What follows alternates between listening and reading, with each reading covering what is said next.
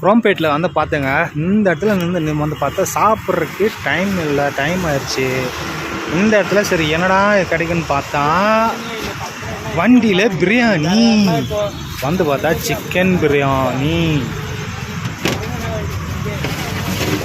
கம்ம கம்ம கம்ம கம்ம கம்மன்னு ஒரு சிக்கன் பிரியாணி. இப்போ வந்த ஒரு பார்சல் கட்டினேன்.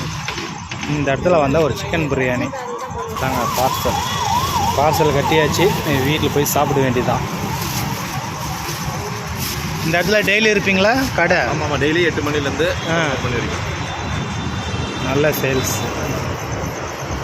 ரெடியாக வீடு வந்து சேர்ந்தாச்சு. சாப்பிட்லான்ட்டு எல்லாம் எடுத்து வச்சு இந்த பிரியாணி எப்படி இருக்குதுன்னு டேஸ்ட்டு பார்த்தா முட்டை,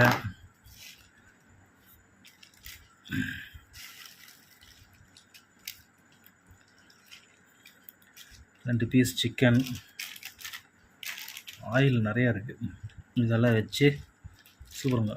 இது கூட என்னென்னா ஸ்வீட் வச்சு கொடுக்குறாங்க. இது கூட தயிர் பச்சடி, ஆனியன் இதெல்லாம் வச்சு கொடுத்துட்றாங்க. இதெல்லாம் ஒரு பெரட்டி நிம்மதியாக சாப்பிட்டு படுத்து தூங்கிட வேண்டியதான். Good night.